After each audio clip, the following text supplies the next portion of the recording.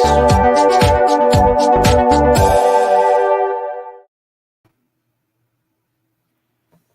everyone, and welcome to this edition of Just Parlays. I'm Jim Williams along with Chris King. As we get ready for a big weekend, Chris, always good to see you, my friend. Good to see you too, dude. We're getting here. We're going to have a special guest. He's going to pop in here in the not too distant future. Rock Riley is going to join us. Until Rock comes, let's talk a little bit about what happened last night and go over some of the good stuff that happened, some of the bad stuff that happened. Well, let's start with the bad stuff. Oakland forgot to show up in the first half of that game against Milwaukee. How do you go down 14 points to a scrub team like the Panthers and then forget to show up in the second half too? It was very disappointing. I expected a lot better from Oakland than what we saw in that game. I mean, they'll bounce back for sure, but the fact remains that we said that Oakland was going to win that game, and they stunk. Yep. Well, it happens. That's why they call it gambling. And so now we move on to the good stuff. Well, I mean, the good stuff we talked about, Murray State. Everybody was talking about that game against Eastern Illinois, and then I know James was concerned about the fact that there was so many points. But we talked about how Murray State beat Eastern Illinois by 26 on the road the other day, and that game was horrible. If you were trying to watch it and you claim to be a fan of Eastern Illinois, I feel bad for the three of you that are out there. The game was 91-51, and it probably wasn't even that close when you get right down to it. I mean, Murray State, they bombed them. It was 48-22 at halftime, and it was just worse from there. There was a guy for Murray State. He scored, let's see. They had three guys in double digits, and five other guys scored at least 8 points. So, I mean, it wasn't even like they had one guy to rely on. You let a team shoot 62% from two and 41% from three, and you get beat on the glass 45-22. It's not going to be a good night for you. And there you go. I feel bad for the three people that are fans of Eastern Illinois because they did not show up yesterday. On the plus side, hey, Paul Bizimana had 22 of their 51 points, so kudos to him. Yeah, being the one guy to show up. Tell you what, while we're waiting for Rock, let's take a little time and give a little love to our sponsors at Caesar Sportsbook. And, one of the things that we love about Caesar Sportsbook is they're really cool about giving us some really great stuff to promote. And we got a great promotion going on, folks. Caesar Sportsbook and Winners and Whiners has a deal for you.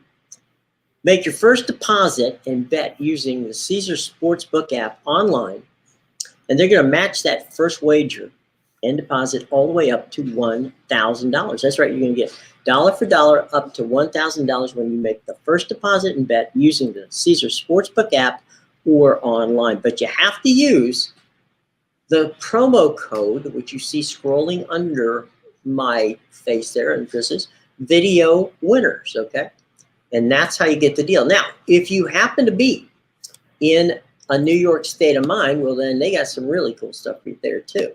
And here's what that's all about. They're calling that the Empire State Royal Welcome. You get $300 in bonus cash on a sign-up. Plus, they're going to match your first deposit all the way up to $3,000. That's a deal worth, that's right, $3,300. But you have to use the promo code, and this is a different one, Winners New, okay?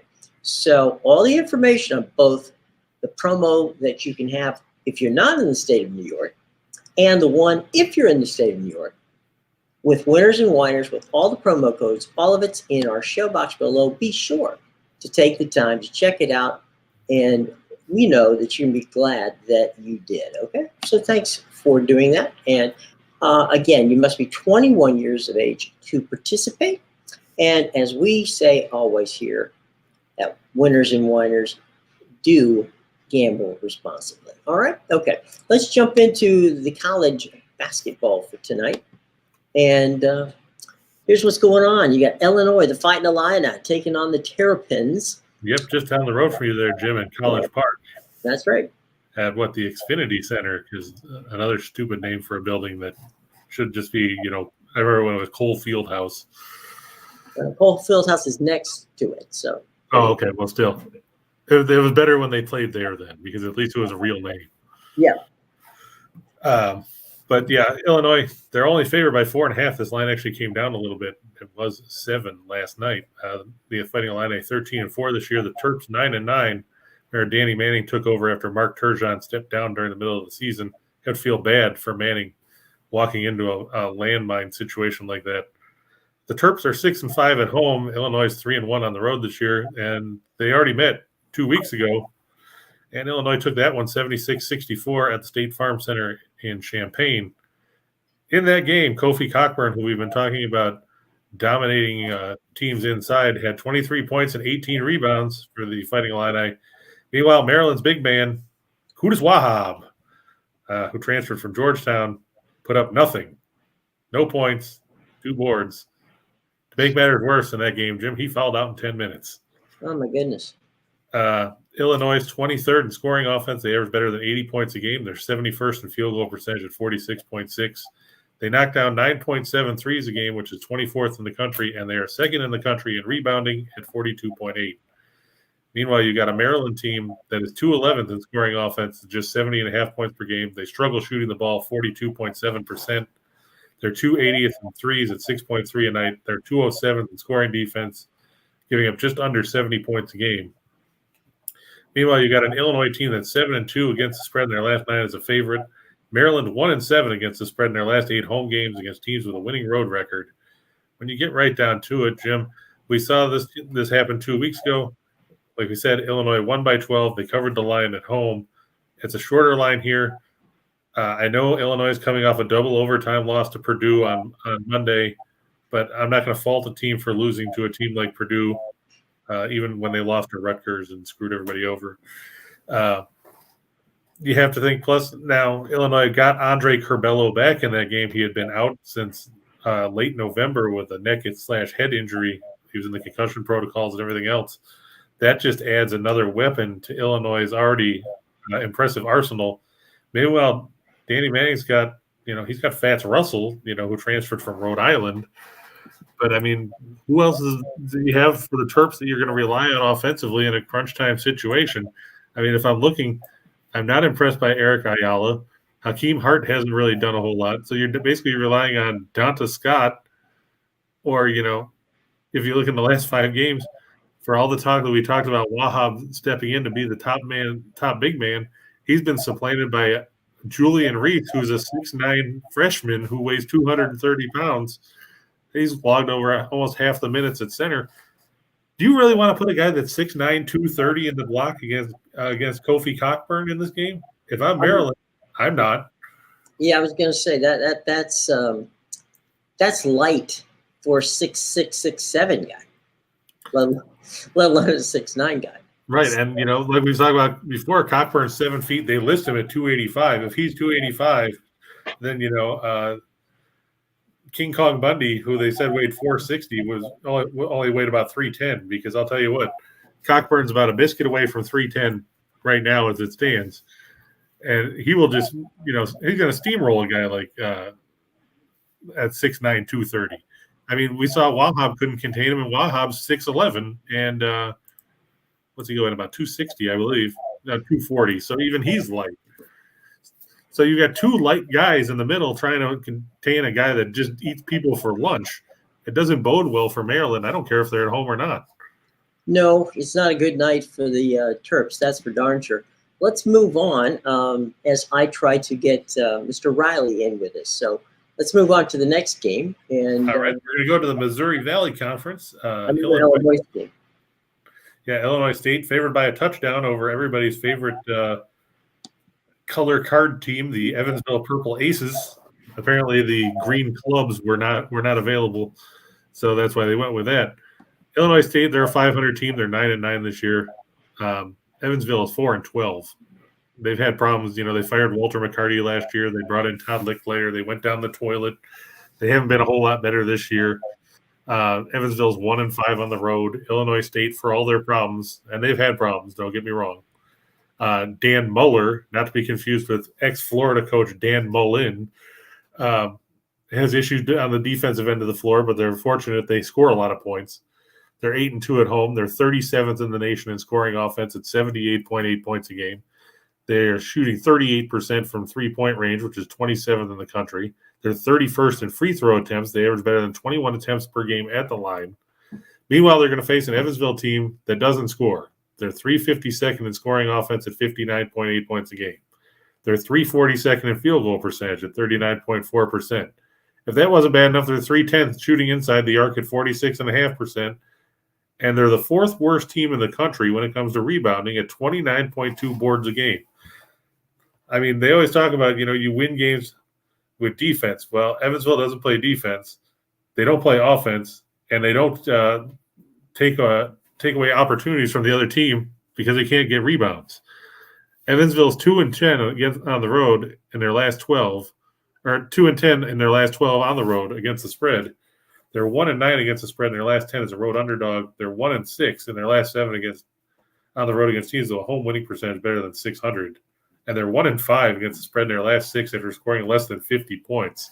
They were trounced by Loyola of Chicago at home the other day. The Ramblers rambled all over them. Meanwhile, Illinois State 6-1 against the spread in their last 7 overall, 4-1 against the spread in their last 5 at home. You have to think, even though Illinois State can't stop anybody, they're 341st in scoring defense. Evansville doesn't score enough to make a difference because when you're 352nd or 353rd and or however far down the list you are, people know you aren't going to beat anybody offensively. They're averaging less than 60 points a game. Even though Illinois State gives up 78 a game, I don't see Evansville getting probably more than 65. I look for Illinois State to get the win in that one and climb back over 500 on the season. John wants to know if IUPUI is regressing. I mean, John, we said not to pick them against Ohio State. We said Wright State would beat them yesterday and cover the line, and the Raiders avenged, if you can avenge a 14-point win, they avenged it by beating IUPUI by 28 on the road yesterday. The good news is IUPUI, they'll get another chance to pick up their second win of the season tomorrow as they host Northern Kentucky. Ken Pom currently has them projected to lose that game by 11. In case you're scoring at home, they don't project IUPUI to win another game this season. Just looking at the numbers, they're projected to lose by 27 to Oakland, by 20 to Detroit Mercy, by 12 to Youngstown State. They even have them losing by 8 to Robert Morris at home. Then by 17 to IPFW, by 22 to Cleveland State, by 17 to UIC, by 14 at Robert Morris, by 18 at Youngstown State, by 11 at home against Milwaukee, and by 6 at home against Green Bay. So I guess you could call it a regression. When you've got, 12 or whatever games left, 12, 13 games left, and you're only projected to lose by single digits, that's not exactly the prettiest stat you want to look at right now. No, that's for sure. I'll tell you what, we finally got Rock Riley here, technology being the way it is. He's joining us via phone. Rock, it's good to see you, my friend. How you doing?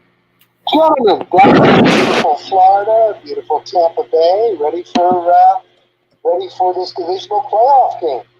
Well, it's going to happen. That's that part we know. We want to tap in on your expertise here before we get to the football. We wanted to find out if your game, as we talk about NHL hockey. I'm game. I've been at Bucks every day, but yeah, you want to do a little hockey? We can do that. All right, cool. This is, you're under no obligation to get it right. Just to chat. We're not going to hold it against you, my man. So let's, Chris, why don't you talk about the games that we're going to talk about in the NHL? Well, we're going to start, Jim, with the UBS Arena, where the Islanders are favored tonight rather heavily. The money line has them at minus 270. The puck line has them at minus 105 to win by multiple goals over the Arizona Coyotes. Of course, Arizona 10-24-4 this year. The Islanders are back to 500 at 13-13-6. Arizona, they've won 2 in a row. Somebody break up the Coyotes. That's right, 2 straight victories. They beat the Devils 4-1 Wednesday night. It's going to be Scott Wedgwood, 4-9-3 with a 333 goals against and an 894 save percentage between the pipes for the Coyotes. Against the Islanders, Ilya Sorokin, who's 10-7-5 with a 237 goals against, a 927 save percentage, and 3 shutouts. Both these teams will play tomorrow night. Arizona will face the Rangers at Madison Square Garden. The Islanders will host, as John will call him, that traitor John Tavares and the Maple Leafs at the UBS Arena. The Islanders 6th in the league in goals against at 2.66. The Coyotes are 30th at 3.61. We're looking at a battle of 2 offensively challenged teams. The Coyotes 2nd worst in the league. They average 2.26 goals a game. The Islanders are 3rd worst at 2.31. But when you look at the goaltending matchup, you have to think that Sorokin and company can get the win at home. Coyotes 4-12 in their last 16 against the East. They're 1-6 in their last 7 on Friday. The Islanders have won their last 7 games as a favorite. Remember, they swept the Flyers in a home-and-home earlier this week. They're 5-1 in their last 6 overall. And Arizona does not have a lot of success going to the island. They've dropped their last 7 meetings in Long Island. Of course, those were all at the Nassau Veterans Memorial Coliseum or potentially the Barclays Center. So things not looking too bright for Arizona as they try to make it a 3-game win streak, in which case I think the entire state of Arizona would shut down for a long weekend because, let's face it, the Coyotes have not been all that great. Though I have to give them credit. They're 5-3-2 in their last 10 after starting the year 5-21-2 in their first 28 games. What do you think of the Islanders? Have you seen much of them? Yeah, you know what? I mean, here and there, I honestly, you guys are the experts on this. I mean, I've been so heavy in the NFL and at the Bucks daily, and, you know, I follow the Lightning, so I don't want to just, you know, give you, I don't really have any expertise, so I'm just going to sit back and listen while you guys go through this NHL. Well, we'll do one more, and then we'll get to the NFL, because that part Sure. You know about. We're more than happy to. Yeah, All you right. guys are the experts. You go. This is a Panthers game. Let's kind of blow through this one, if you would, Chris. Right, the Panthers are going to go on the road to face Vancouver. Jim, your buddy Bruce Boudreau has done a good job getting the Canucks back to 500 on the year after that slow start. Florida's playing the second game of back-to-back. They whipped Edmonton 6-0 last night. Sergei Bobrovsky, 23-3 with a 238 goals against and a 925 save percentage, is supposed to get the start for Florida. Unfortunately for Vancouver, it's going to be Spencer Martin in goal, making his 4th career NHL appearance, his season debut, and his first appearance for Vancouver.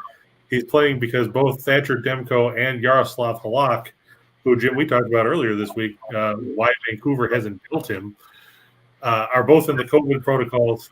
This is going to be a tough matchup for Vancouver. The Panthers, 2nd in the league in goals per game at 4.1. Canucks are 27th at 2.51. Florida 5-0 in their last 5 when their opponent gives up 2 goals or less. They're 5-1 in their last 6 on Friday. Vancouver 0-4 in their last 4 home games after a road trip of at least 7 days. And they're 0-4 in their last 4 on 2 days of rest. You have to feel bad for Boudreau knowing that his top 2 goalies and J.T. Miller and Garland and Bo Horvat are all in the protocols. It's going to make an uphill climb for Vancouver in this one. And Florida, you know, they didn't have to break much of a sweat dusting the Oilers last night. Look for a victory there for the Panthers on the road. Okay, Rock, meet Chris. Chris, meet Rock. And guys, we got some football tomorrow. Let's talk a little about the first 2 games tomorrow, if you got a chance here, Rock.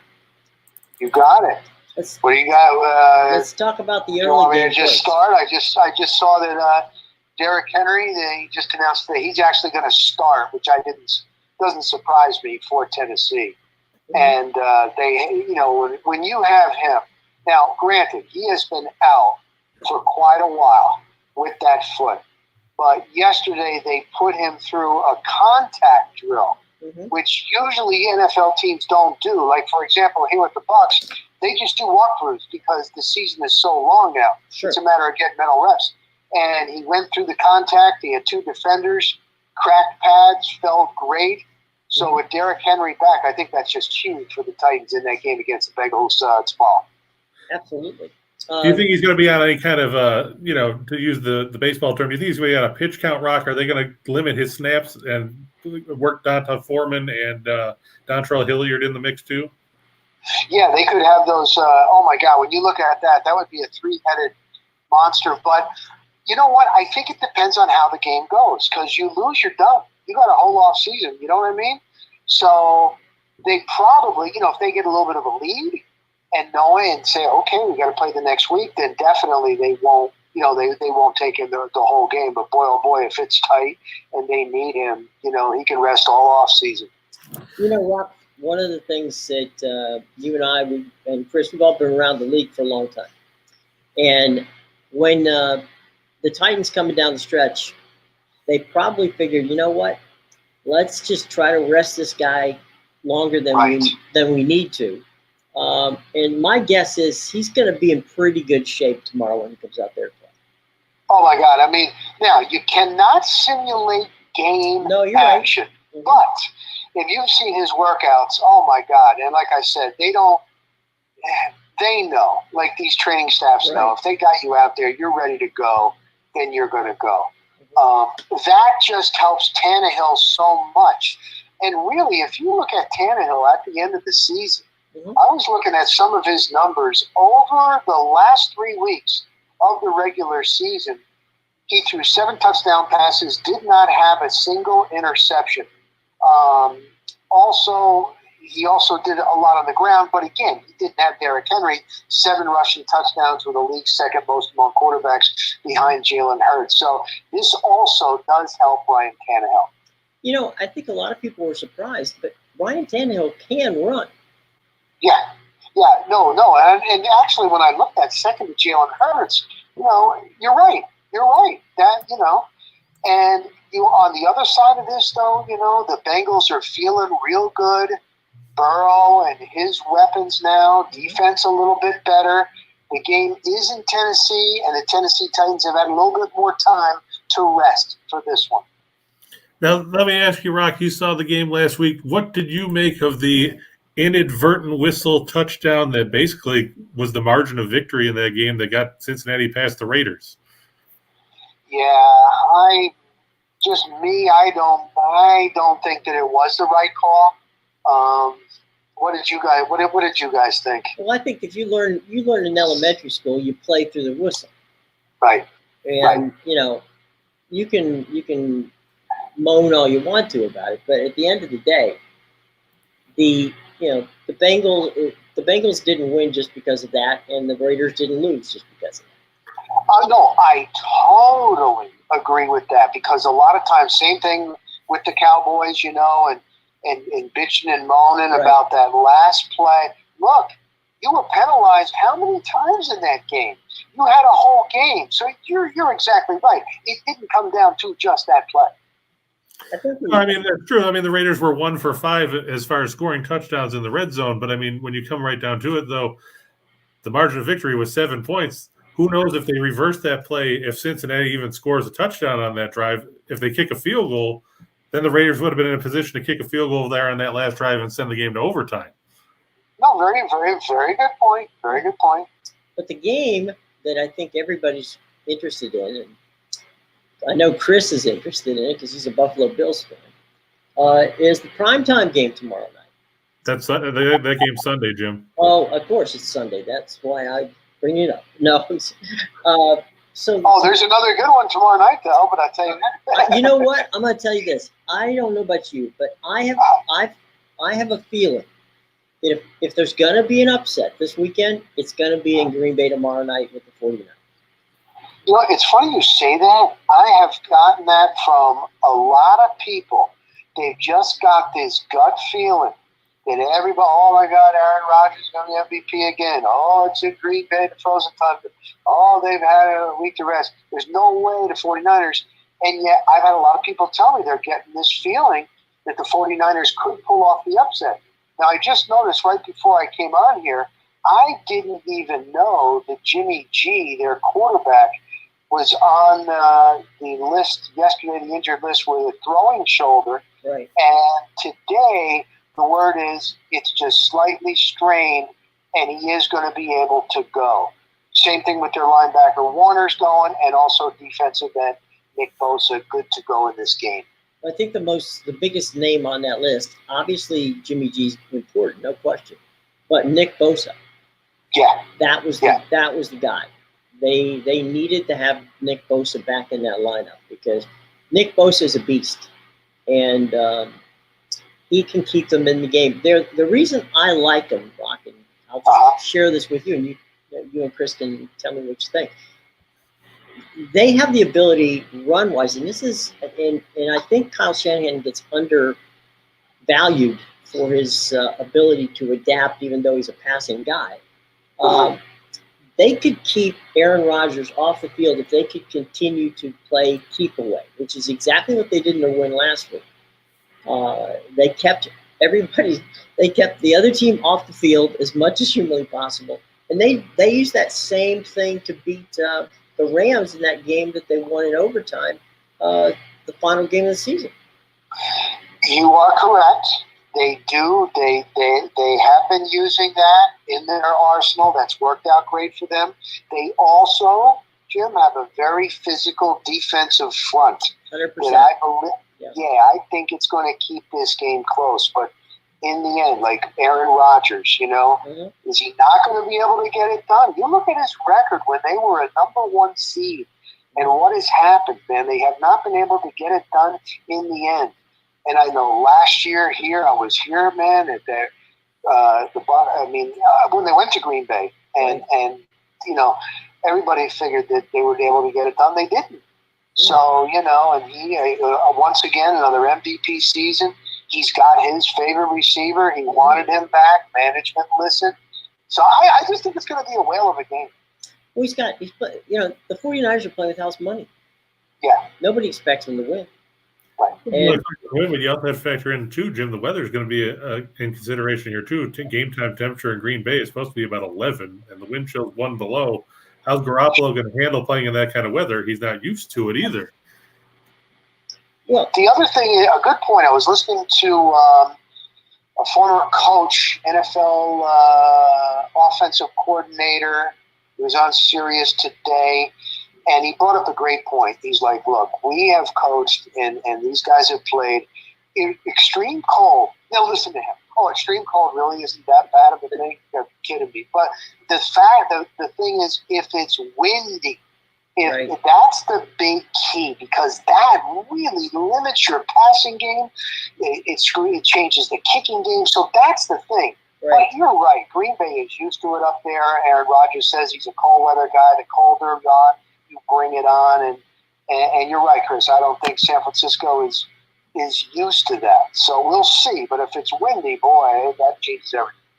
Yeah, and the other part is that it changes the way receivers, they can say how much we can play in cold weather, but I don't. You see a lot of receivers who suddenly their hands get like stone when that ball comes up there, because that ball is, when it comes flying in there, it hurts to try to catch it. There's no doubt about it. I've had receivers tell me that. Mm-hmm. I was at the facility the other day, and one of the kickers was screwing around, and they call it target practice. They try to take out a media member, and he kicked it. He kicked it right at me. Right. And I was like, I had the phone in one hand, I was doing video, and I tried to do it in one hand, and I didn't want to make it look like I was a little bit of like a wussy. Right. That thing was like a rock, and it hurt my hand so bad. I pretended that it didn't hurt me, and it was 80 degrees, so I cannot imagine if it's 11 degrees or 10 degrees.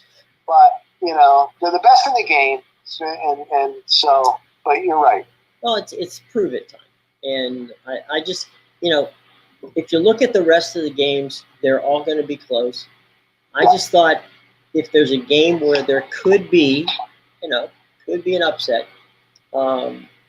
certainly the Bengals have a shot. You never know. Everybody's got a shot. But I think the way that they line up, the 49ers line up against Green Bay, it makes for what could be potentially an interesting game. Yeah, I think. What do you guys think? I don't think there's going to be any blowouts this weekend like there was last weekend. No, I don't think. Not at this. Not when you look at the final final grouping here. They're all pretty amazing. And then you've got. I'll tell you what. We'll take a second, Chris. If you guys don't mind, let's take a quick second. We'll jump on that Buffalo game, then we'll come back and circle back to the Bucs for you there. Got it. That game, to me, you got the two best young quarterbacks in football. Well, I mean, you can't go wrong with Josh Allen and Patrick Mahomes either way. But go ahead, Rock. I didn't mean to cut you off. No, not at all. I cannot wait. Everybody is getting so hyped, and rightfully so, with Josh Allen, especially what he did lately and what he did last week. But I'm telling you, with Mahomes, with Andy Reid, with this game in the Arrowhead or whatever the name is now, one of the loudest stadiums. I don't know. What's that spread? I think it's 2. I think it's about 2. So is this the year for Buffalo? Everybody seems to think. I'm not going against the Chiefs. I'm not. Well, the other thing too, and it's, as the old saying goes, it's not for nothing, is this might be the swan song, at least, unless they get to another game, for Eric Bieniemy. And yes, I agree. I think that Eric Bieniemy personally is going to do everything humanly possible to craft an amazing game plan. So it's going to be fun. Yeah. I think the tough part for Kansas City is dealing with a Buffalo defense that, they already beat Mahomes in Arrowhead earlier this season. In that game, Buffalo, Josh Allen went deep all over. And I guess the plus for Kansas City there is they took Daniel Sorensen out of the starting lineup because he was lit up like a Christmas tree repeatedly in that game. But I think the big thing, too, is, the fact that Buffalo's been there and already beat Kansas City there. They're not going to be intimidated going into the Arrowhead Stadium. They've had to play there now. This will be the third time in less than 2 years. Correct. I really try not to, games, it comes down to matchups. It always does. It really does. Like the boxing, styles make fights.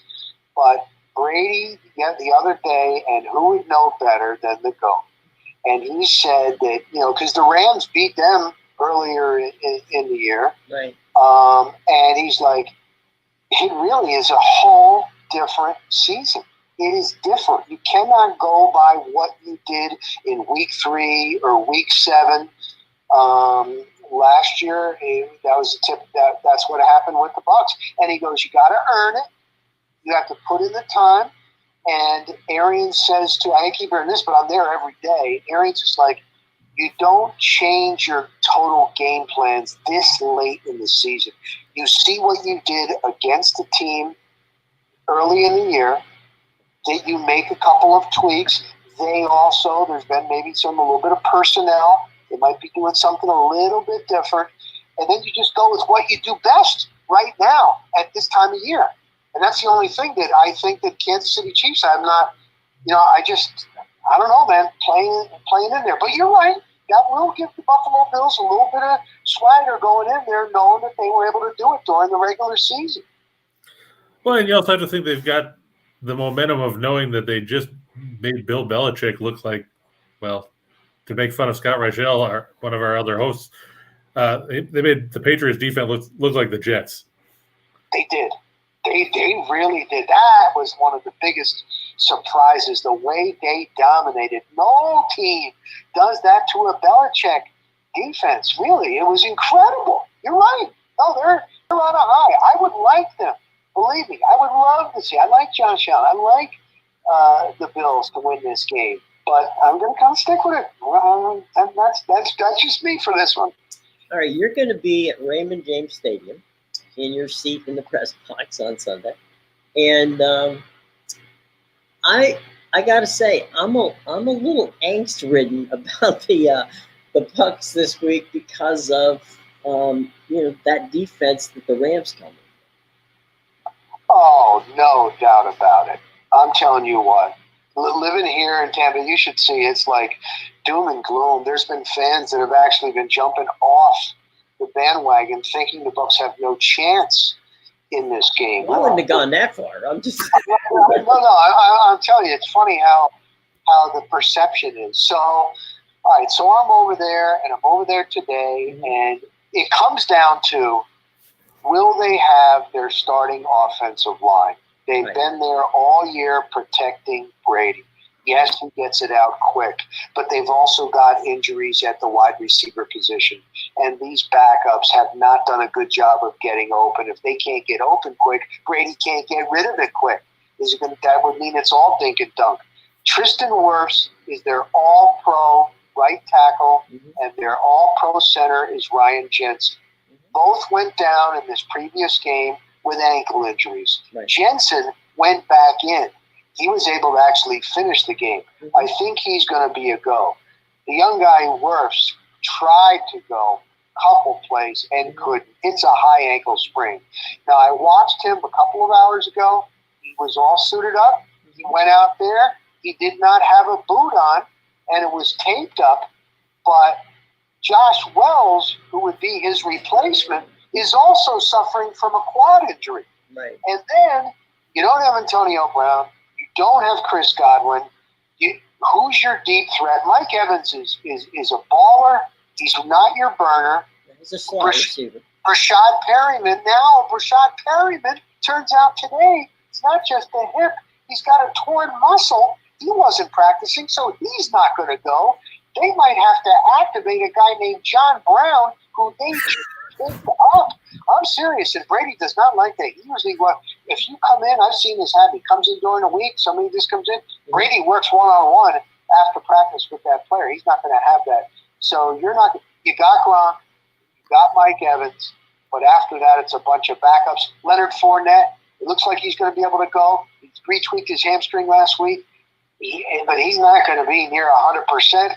So no, it does. Honestly, it does not look good for the Bucs. I guess I was thinking the only way to go against that defense would be play tempo. But given what you're saying, you can't play tempo if you don't have time to get the ball even down a short dink dunk pass. Well, you know what, Jim? That is a good point. Right. Now, here's the thing. When the Bucs go no huddle, and they have even done this on occasion, first and second series, they have so much success. You might have to end up going with that, because that way Brady comes to the line of scrimmage, he changes it, he's seen everything. He processes so fast. And Arian said the other day, once he figures you out, even in a game, then you're done. So they might have to do that. They might have to go more no huddle, and that way he's seen the field, boom, he's going to go to whoever. I don't want to bet against him, though. That's the one thing. I mean, it's incredible. Like, I'm listening to him yesterday, and he's like, I told Nelson is their public relations director, Nelson Louise. He goes, I told Nelson, I don't want to do anything extra this week. I am all about football. Do you know that for every single game, his wife, Giselle Bundchen, and the kids leave the house the day before? They do not stay overnight. This is even regular season games, because all he does is focus on the game plan and the opponent. For all the success he's had, it's incredible. He is well prepared. Well, Brock, let me ask you this. How concerned are you if Wirfs and Jensen are banged up and hobbled in any way, having to deal with Leonard Floyd and Von Miller and Aaron Donald in that front seven? I mean, we know Brady is not the most mobile of quarterbacks at this stage of his career. He never was to begin with.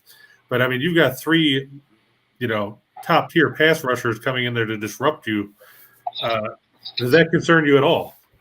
Oh, big time, Chris. Big time. Honestly, I think that's the key to the game. The Buccaneer defense, they're going to be able to. They're starting to get back again, stopping the run. They have been number one against the rush for the last 2 years, and then the tackling, and they've slacked off. And then these older guys, they're getting hurt, but they're coming back. So I think they're going to be able to stop the run. their defensive backs, that's another thing, man. They've been kind of banged up too. And look at the weapons since they got Odell Beckham Jr. And then you've got Cup. You know what I mean? And Stafford is feeling it. So, but when what your question and what I think it comes down to, can the offensive line somehow? You're not going to be able to stop that front. And they don't blitz. They don't even have to blitz. I'm talking about the Rams. I think that's going to be the key, and that is a huge concern, because last year when they were on their run for the Super Bowl, they didn't have any injuries. They were getting better each week, and now it's trying to just mix and match to try to win, and it's a big concern. Well, that's why I was talking about tempo, because if you play tempo, you don't have to hold a block that long. Right. And you're now again, you could in playing tempo, and if you screw up, you're one and done in 45 seconds. So And I remember those days from the K-gun offense in Buffalo in the 90s. Yeah. Where either you score in a hurry or you end up punting the ball in a minute and 3 seconds. Then you got to trot your defense back out there. Richie, Rock, our buddy Richie Eisen this week. Yes. I don't know if you heard it, but he did a piece. I think it was yesterday, and he was talking about last year at when they got to the playoffs. He said that he had picked the Bucs at the beginning of the season, and he held them all the way through. And when they got to the playoffs, he said, "I'm sorry, I've got to jump off the train now. I'm gonna leave." And he said, and of course, they go on and win the Super Bowl. So he said to his producer, "This year, if I say at all that I'm not on the Bucs," he goes, "you just slap me down." He said. So he says, "I don't care," because I don't care if it was just Brady and the center. I'm still not jumping off Brady's train. So that's good. That's Richie good. Richie was like, don't. He burned me last year. I'm not going to get burned by him again. So we'll see. Incredible. It's incredible. And watching him today, they have this little drill where they try to make it fun, and the quarterbacks compete against one another. It's like the old wide world of sports. They have a big, it looks like a huge donut on a cart, and the guy drives it. And they try to throw it through that. Then they try to throw it through over a screen through a laundry basket, and then they also try to hit the crossbar. And I'm telling you what, man, they compete. And Brady, he just missed the crossbar today, and he's like, yeah, he says a swear word, like really, really loud. And I'm like, oh my God, it's only like a little drill to make it fun, but that's the competitive juice that he still has, and his arm still looks lively. Getting back to what Chris had a really good point too. Here's the other thing too, Chris, on that, with the banged up offensive line trying to go against that defensive front for the Rams. Okay, so Arians was asked, Gronkowski has the thing with Brady. Right. And they're on the same page. And with these receivers down, you're going to need him. But Gronkowski is still a premier blocker. With what the Rams are going to bring and with the banged-up offensive line, are you going to have to keep Gronkowski in to block? And he's like, look, he's a pass catcher. He's a good blocker. We don't want to keep him in a lot. So that's really not an option either.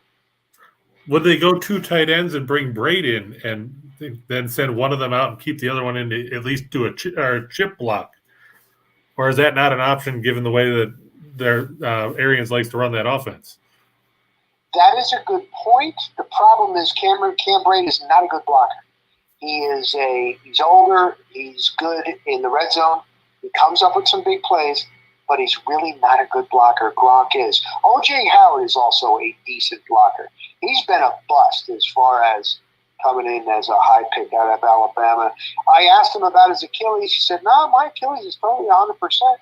Well, what is it? The goat's not going to you. But you would think that would be an option, but Brady's really not a good blocker. You know what, Brock, when you're talking about Brady in the competition? Yeah. You know what brings back memories of? One of the joys of my career when I did NBA basketball for many years was watching Michael Jordan in a walkthrough in the morning when they would do the morning practice. because you would see Jordan betting anything on a horse, on anything, that there was nothing that he wanted to, he was going to put on a show every night because he was like, it was kind of like Michael Jackson, okay? He was a showman. And Right. I think Brady and Michael Jordan and people of that, Yes. ilk, Yes. even the little things piss them off. They don't get it. Yeah, that's why they are the greatest. There's another level of studying, and then when it's whatever competition it is, that's why they're the greatest. So it's fun to watch. Yeah, even the late Kobe Bryant. I mean, Yeah. Watching him, he was the first guy out to practice, and he was the last guy to leave the court. Yes. You're just sitting there going, this is a guy who can go off for 60 points in his sleep. Why does he need this? And he doesn't need it, but he thought he needed it. Right. And, Right. So yeah, 100%. Well, Rock, it's been a pleasure, buddy. Let me give you the opportunity. By the way, you need to listen to this man's podcast. It is outstanding. And follow him on Instagram and on Twitter. Shameless plug time, Rock. Tell us where to follow you, buddy. All right, I'm on Twitter and Instagram at Real Rock Riley, RealRockRiley. Facebook Rock Riley. I have a podcast called The Rock Stops Here, and it's athletes, coaches, entertainers that have made it to the top, and if they're not at the top anymore, what's it like? Real life. How did they get there? And it's funny, every single person, whatever field it is, entertainment, radio, TV, athlete, entertainer, the ones that I talk to that have been at the top or are at the top, they all have a good attitude. They don't bitch and moan like, oh, this business sucks anymore. Oh, man, COVID has killed them. Like, they all have a really positive attitude. And it's interesting to see. And I even talked to one guy the other day, and he's like, you know what? I was for a stretch. I'd start to get down and get negative. That takes so much energy. And so that's what I found. So I enjoy that. So it's wherever you get your podcast, The Rock Stops Here.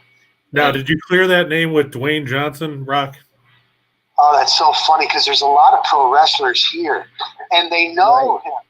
And a couple of guys in WWE, they always bust my chops about that. They actually say, for as big of a star as he is, Chris, he is one of the most down-to-earth guys, The Rock. I can tell you from personal experience that I knew him when he was in Miami. Really? And we did some games down there. And years later, when he was in the WWE, my brother George did WWE wrestling with them. And to this day, I mean, the guy he's what he's as nice a guy as what you saw, when you saw him after practice in football at Miami or, at WWE or whatever it is. He enjoys life. Let's not forget, he is the most electrifying man in sports entertainment. Right. And he's the greatest. He's a lot of fun, and I will tell you this much. Another mutual friend of ours, Dan Cilio, played at the U. Dan, not as much as The Rock, but Danny. And, there's a guy who, after practice, you definitely, when I'm talking about The Rock, Dwayne was a fantastic athlete, enjoyed life afterwards, but at the same time, I will tell you this, the last thing you wanted to do was be in a football game now, playing against Dwayne Johnson, because he could pick up and move mountains. I mean, I don't think I've ever seen a guy that strong in my life. And had he not gotten tweaked about, in college, he really got banged up in college before he ever got a chance to the pros. Had he made it to the pros, I'm sure he would have done fine. But God knows that he made Vince McMahon a whole lot of money at the WWE. Well, that was a trend, though. I mean, look at guys like, if you go back to the 60s, you had Big Cat Ernie Ladd and Wahoo McDaniel. They played in the AFL and then went on. And then you had Lex Luger. I mean, I'm sure Rock's familiar with him, being from down there in the Tampa area. Oh, yeah. Well, Rock and I are Buck and I know the Hulk. I mean, I went to high school. The Hulk played at Robinson High School when I was at Jamin. Just saw Jimmy Hart the other day. Oh, did you? How's he doing? Doing fantastic. He does not age. He does. No, he's kind of like the current version of Mr. Fuji. It was. We could talk wrestling all day long with all the guys that are down there. There is a lot. There is a lot down here. Who's still around? All of them. They're all here. John Cena lives here. Chris Jericho lives about 15 minutes from me. I can go down the list. I don't know what it is about Tampa Bay. Ric Flair has now moved here. Did he? Yeah. Woo. Yeah. And the late Randy Savage lived down in Florida as well. He did. You know, yes. We used to in live Pinellas County, and his brother Lanny. Yeah, we used to live around the corner. We used to live around the corner from Dusty Rhodes. And, he's the greatest. And Rick used to stay at Dusty's house. So if you wanted to see two guys, the last time I saw Dusty and Rick was at a 7-Eleven in Lutz. And that's gotta be a weird pairing to see at a 7-Eleven. They were basically just having a great time, and the reason they stopped was that, of all people, because he didn't promote it, Dusty had to have a Slim Jim and he had to have a Slurpee.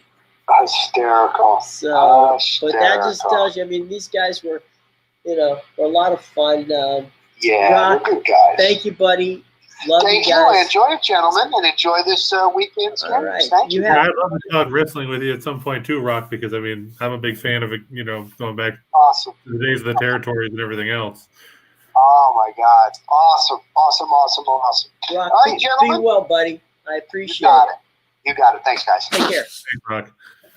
Okay, Rock Riley, ladies and gentlemen. Out the door we go. Great guy. Superman. He had a wonderful afternoon drive show in the Bay Area for many years. Just as nice a guy as you'd ever want to meet, and extremely knowledgeable. So, tell you what, we're running a little late, so let's pop over to our 2 for the Money segment and just kind of do a little. I'm calling audible here on you, Chris. Let's move over to 2 for the Money. Alrighty. And here we go. Okay. And the 2 for the Money segment tonight, we like the Penguins. You can either go with, I put the money line and the puck line because I know sometimes people don't like to deal with multiple goals when it comes to things like that. Over Columbus, the Blue Jackets, they managed to beat Philadelphia last night 2-1, but they're playing the second game of a back-to-back here. The Blue Jackets have not been good this season. The Penguins have played well. Tristan Jerry in net for Pittsburgh against Elvis Merzlikins for the Blue Jackets. It should be an interesting matchup, but I just have no faith in Columbus the way they played. Yeah, it has come out. Kofi Cockburn won't play tonight for Illinois. He's in the concussion protocol, which is relatively new considering he was played against Purdue. But I still think with Trent Frazier, Alfonso Plummer, and now the returning Andre Curbelo, they can get the upper hand on Maryland. The Terps just haven't looked good this season.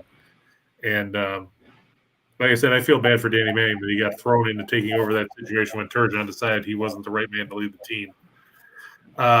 Florida over Vancouver, like we said, the Canucks, they're down to their third-string goaltender, a guy who hasn't played for them yet in his career. He's only made 3 career NHL appearances. They were all with Colorado.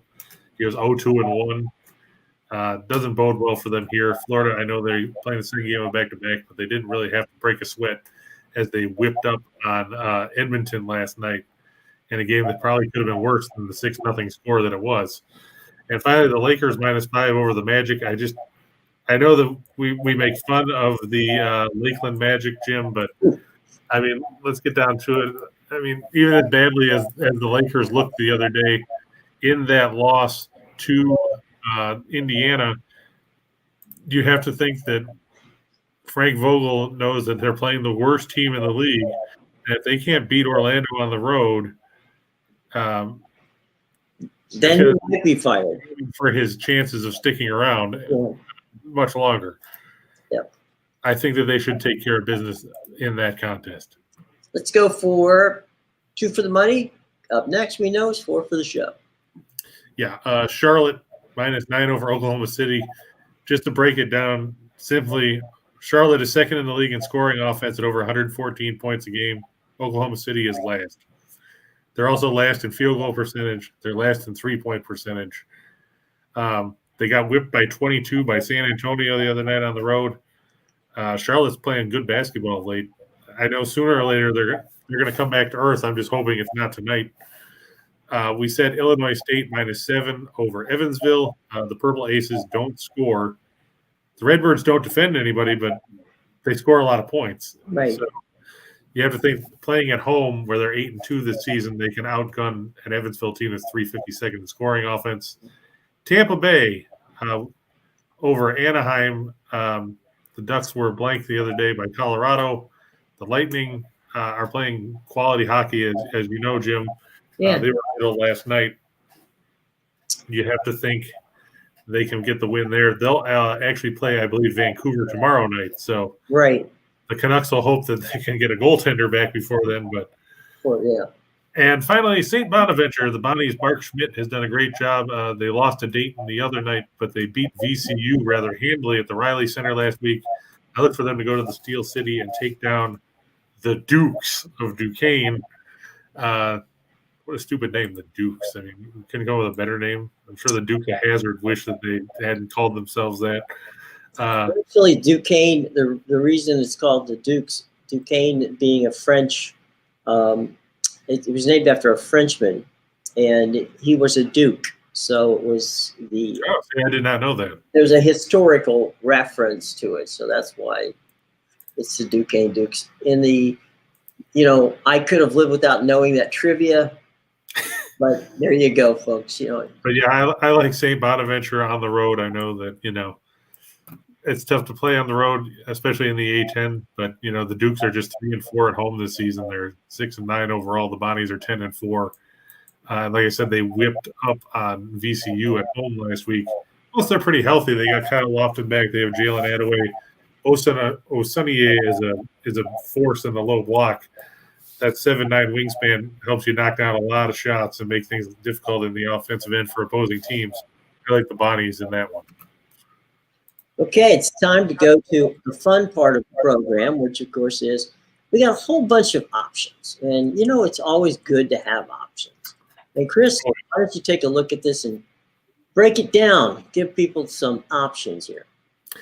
Right. Well, like you said, it's always good to have options. I like Buffalo at home over Kent State. The Bulls have won 3 in a row. They beat Bowling Green to start that trend after they had an extended period where they weren't playing because of COVID issues and everything else.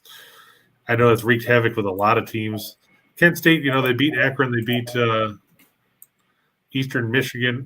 Eastern Michigan in their last 2, but it's just hard to have a ton of faith in the Golden Flashes going on the road. They're 2-3 this year. The Bulls 4-1 at the Alumni Arena.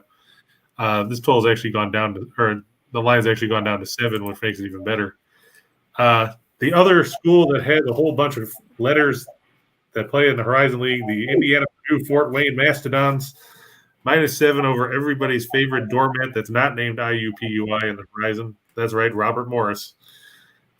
Sorry, I just can't have faith in the Colonials given the fact that they've got, I believe it's 2 wins this season, unless they pulled one out that I didn't see.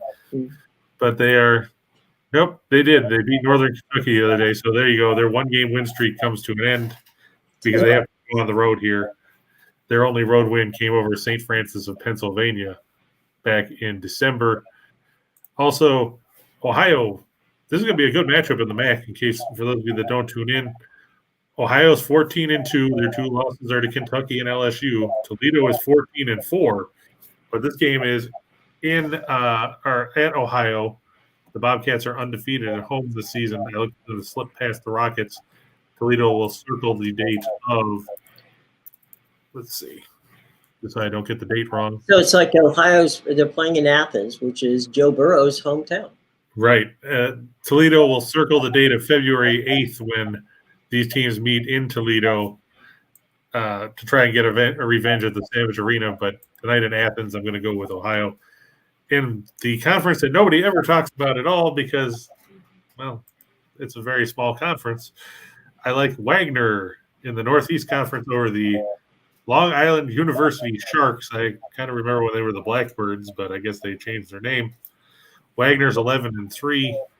Long Island is 7-9. I get they're 6-0 at home, but they haven't really played anybody of substance when you break it down. And, Wagner's playing some decent basketball, and, people sleep on the Seahawks, but, hey, do that at your own risk. Then when we go to the ice, I like the Wild on the road over the Blackhawks. Both teams coming off losses and shootouts in their previous game.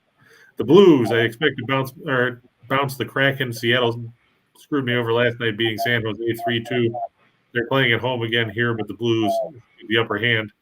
And like we said, the Islanders over the Coyotes, going to Wedgwood over Karlovich Melka, who will get the start tomorrow for Arizona against the Rangers. Apparently, the Coyotes are underestimating the Islanders by playing their backup goaltender. That's usually a sign of disrespect, but, there's that too. Then in the NBA, the 76ers, -8.5 over the Clippers. The Clippers still don't have Kawhi Leonard. They don't have Paul George, who they're extending his rest period to try and get his elbow better. Doesn't help when, they just gave up 49 points to Nikola Jokic, and now they have to face Joel Embiid, who had 50 and 12 against Orlando in 27 minutes the other night. Then the Celtics -8.5 at home over Portland. We've talked about how bad Portland is on the road. The Trailblazers come into this one a dismal 4-15 away from the Moda Center. They'll have McCollum, but they won't have Lillard. They won't have Norman Powell or Larry Nance or Cody Zeller. Meanwhile, the Celtics hope to get Marcus Smart back tonight, either way with Jaylen Brown and Jason Tatum, plus the seemingly ageless Al Horford, who had turned back the clock to where he only looks like he's 37 now. You have to think the Celtics will get the win. And finally, on the docket there, we've got Miami +1 on the road over the Hawks. Miami, they got Bam Adebayo back, Jimmy Butler is back. They won't have Tyler Hero or Markieff Morris. Meanwhile, Bogdan Bogdanovic out for the Hawks. Clint Capella, Gorgie Deng, and there's one other name. Let me find it. Oh, that's right. Danilo Gallinari, all questionable tonight for Atlanta. I just don't have a ton of faith in the Hawks. They're just 2-11 in their last 13 at home. The Heat, you have to think they lead the Southeast Division for a reason. They should get the win here. James, the reason why that number is low for Illinois, like we said, Cockburn is out. I don't think it's a trap. I just think that, people expected that Cockburn was going to play, and then when they announced he was out, Illinois is going to have to adjust. But they've got so many other weapons. Well, Maryland has, Fats Russell. Not as many weapons. He transferred from Rhode Island. Other than that, I think that Illinois should still win that game. And there's James telling people to hit the like button. Jim, he's taking your job. That's okay, James. I appreciate it. Smash that like button and hit the subscribe button. And before we get out of here, we want to take one last chance. My producer was very good and diligent in making sure that I remembered this, about the Caesar Sportsbook. And, they got a couple of cool deals for those of you out there who love us, winners and whiners. And, just because you are fans of ours, Caesar Sportsbook and Winners and Whiners have a deal. And that is you make your first deposit and bet using the Caesars Book app or online, and they're going to match that wager all the way up to dollar for dollar, up to $1,000. Now, you must use the promo code Video Winners to get that deal. Again, they're going to match your first deposit and bet using the Caesars Sportsbook app or online. They're going to match it all the way up to the first wager of $1,000, dollar for dollar. Okay, you don't have to put $1,000 in, put in 10, 50, whatever, but they'll go all the way up to 100 on the first one. But you have to use Video Winners as your promo code. Now, if you happen to be living next door to Scott Rochelle, then you're in the New York state of mind. And if our you're, apologies. yeah, that too. And they've got this new deal. It's called the Empire State Royal Welcome because New York's only been in this business now for not even 2 weeks.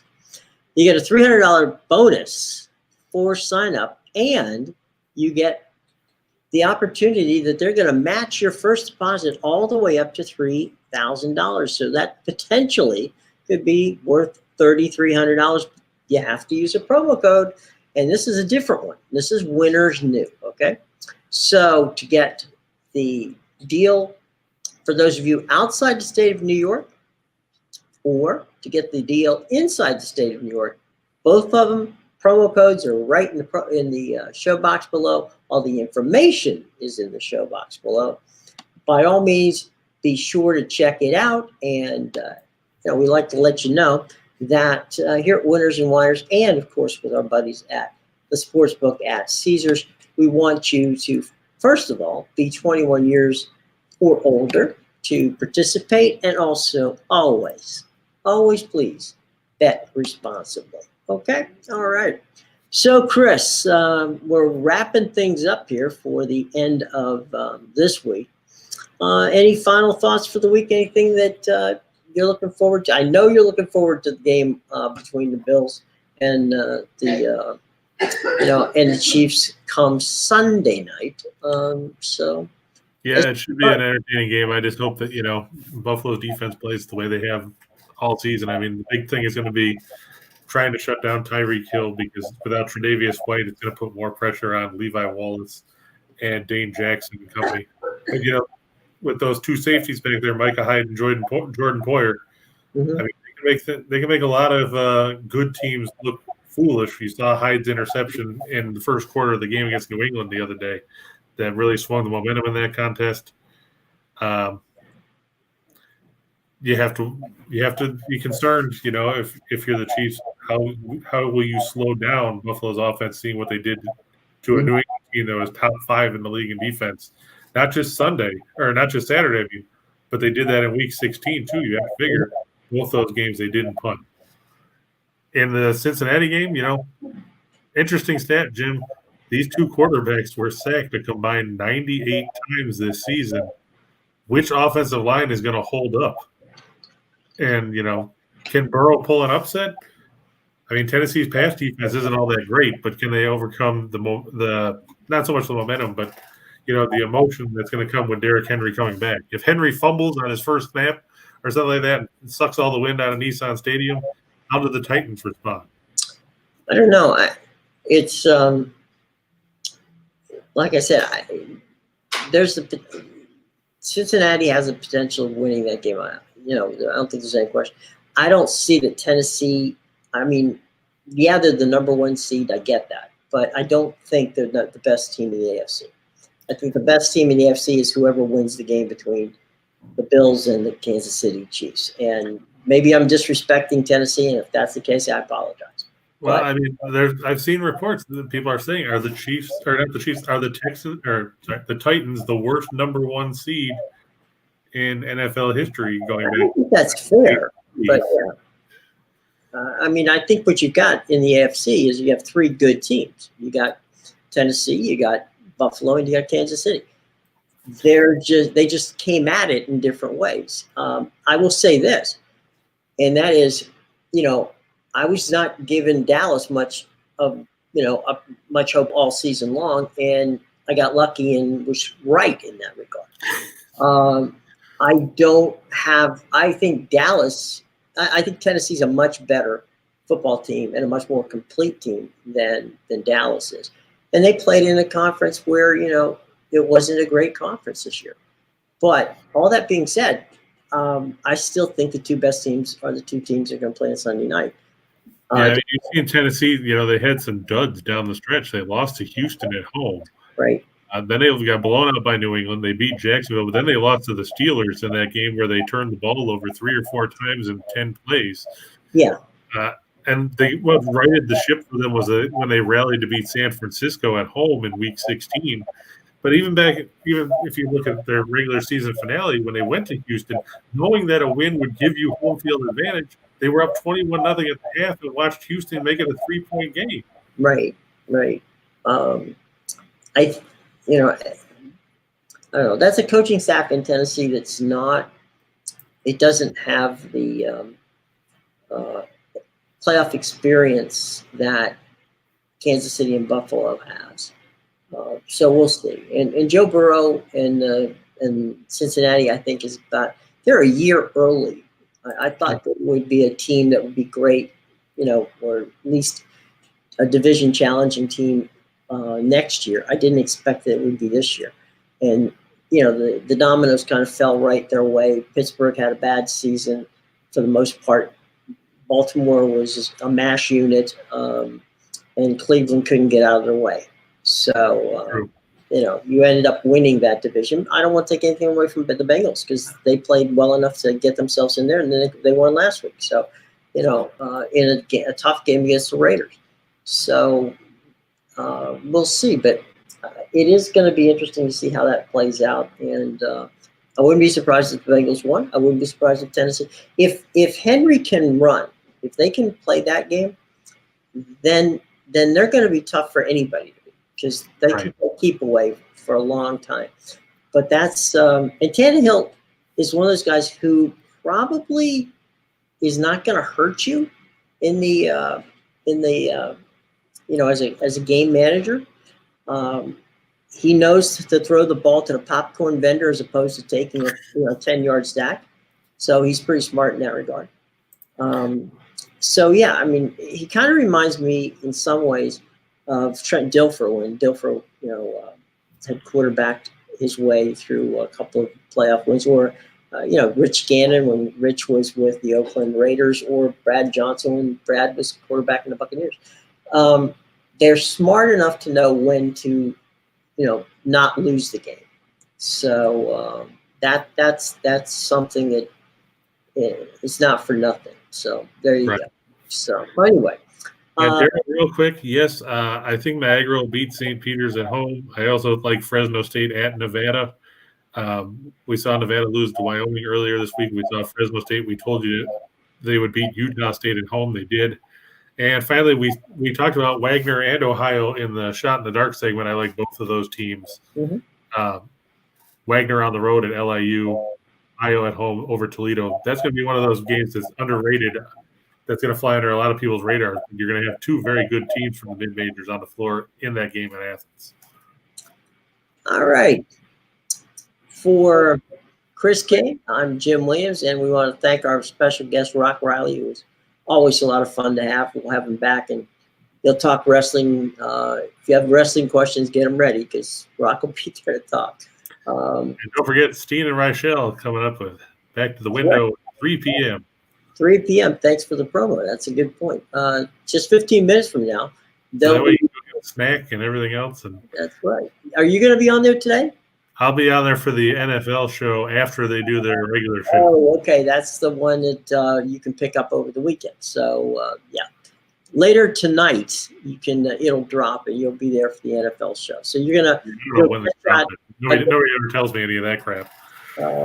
I think that so that's going to be coming up tonight. So by all means, you're going to want to tune that one in. And then remind Rachel when you go to watch Back to the Window that the playoffs are a real thing. He just doesn't know what they are because he's a Jets fan. Oh, well, somebody's got to be. The 4 Mean Green. All right, guys. Have a wonderful weekend. We're going to be back with you on Monday. And again, thanks to Rock Riley. Chris, as always, a pleasure, my friend. We will talk again come Monday. Hope everybody has a wonderful and safe and warm weekend. Enjoy, and I hope your team wins. Okay? All right.